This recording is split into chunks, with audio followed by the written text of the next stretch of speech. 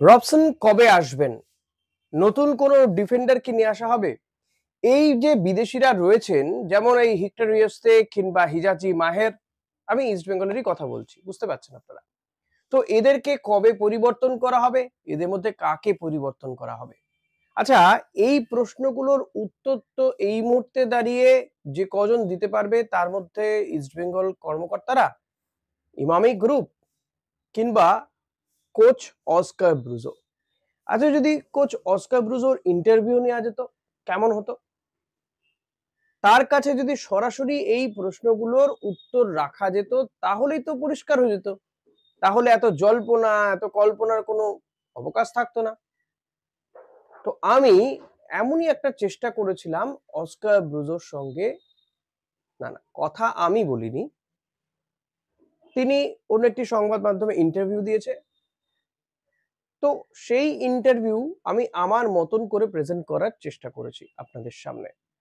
আর সেখানে একেবারে দলের শৃঙ্খলা, মনোবল বাড়ানো থেকে চেন্নাই ম্যাচ এবং এই যে ইস্টবেঙ্গল কোচ স্বপ্ন দেখাচ্ছেন প্রথম 6 এর মধ্যে দলকে নিয়ে যাওয়ার, সেটা সম্ভব হবে কি করে? এই সমস্ত কিছু প্রশ্নের উত্তর দিয়েছেন অস্কার ব্রুজো। চলুন দেখাই আপনাদের। দলকে বদলে দিলেন কি করে? আমি কিছুই বদলাইনি। ফুটবলার থেকে ইমামি ইস্টবেঙ্গল কর্তৃপক্ষ একই রয়েছে। শুধু ফুটবলারদের মানসিকতা পরিবর্তনের চেষ্টা করেছি। কিভাবে? আত্মবিশ্বাস হারিয়ে ফেলেছিল ফুটবলাররা। ওদের সব সময় ইতিবাচক থাকার পরামর্শ দিয়েছি। এর চেয়ে বেশি কিছু করিনি, বরং মনে করি মরশুম শেষ হওয়ার পরেই আমার কোচিং এর ময়না তদন্ত করা উচিত। কার্লোস কুয়াদ্রাতকে সরিয়ে আপনাকে দায়িত্ব দেওয়ার পরে কি সমস্যা চিহ্নিত করেছিলেন? প্রথমেই উপলব্ধি করেছিলাম দলের আত্মবিশ্বাস একেবারে তলানিতে ঠেকেছে। ফুটবলারদের মধ্যে বিশাল দূরত্ব তৈরি হয়ে গেছে। কিভাবে খেলতে হবে সেটাই স্পষ্ট ছিল না। আমার পর্যবেক্ষণ, ভারতে কখনোই অধিকাংশ সময় বল নিজেদের দখলে রেখে বা আধিপত্য বিস্তার করে পুরো সময় খেলা হয় না। পরিস্থিতি অনুযায়ী রণকৌশল বদলে খেলতে হয়। জোর দিতে হয় সেট পিসে। এই বিষয়গুলির ওপরেই প্রথম থেকে জোর দিতে শুরু করি। ছেলেদের স্পষ্ট করে দিই আমি কি চাইছি।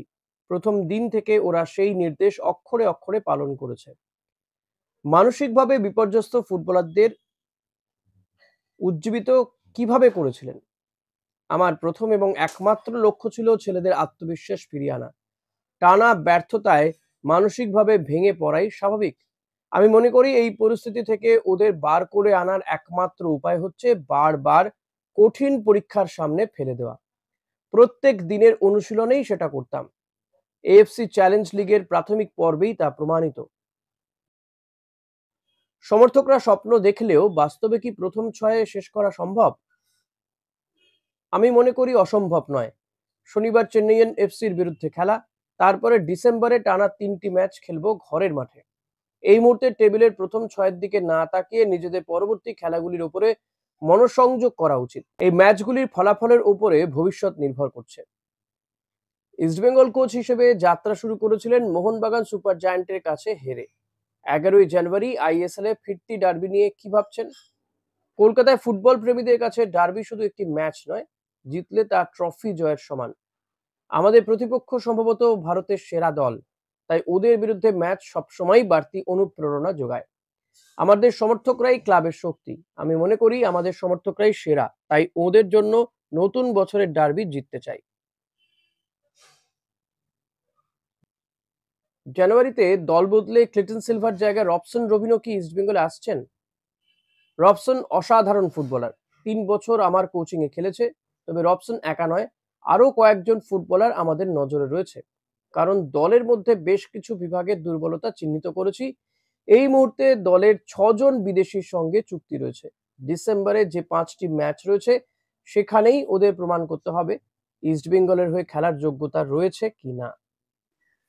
শুনলেন এই কাল্পনিক ইন্টারভিউ, কাল্পনিক বলবো না, একটা ইন্টারভিউ উনি দিয়েছেন একটি সংবাদ মাধ্যমে, তার থেকেই অংশ নেওয়া। আমি আমার মতন করে আপনাদের জন্য প্রেজেন্ট করার চেষ্টা করলাম।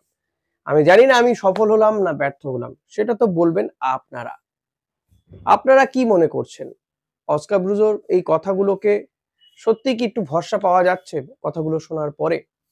এবং আরেকটা বিষয়, রবসন নিয়ে তিনি হয়তো কিছুটা ড্রিবল করে বেরিয়ে গেলেন, কিন্তু রবসন আসছেন। আরো কয়েকজনের সঙ্গেও যে কথাবার্তা হচ্ছে সেটাও জানাতে ভুললেন না অস্কার ব্রুজো। পাশাপাশি যে ৬ জন বিদেশি রয়েছেন তাদের উদ্দেশ্য কিন্তু একটা সাবধান বাণী দিয়ে রাখলেন। পারফর্ম করতে হবে। কেন তারা দলে থাকবেন সেটা জাস্টিফাই করতে হবে। সেটাই বুঝিয়ে দিতে চাইলেন ইস্টবেঙ্গলের কোচ অস্কার ব্রুজো। আশা করি আপনাদের এই ভিডিও ভালো লেগেছে। যদি ভালো নাও লাগে তাহলেও জানাবেন, ভালো লাগলেও জানাবেন।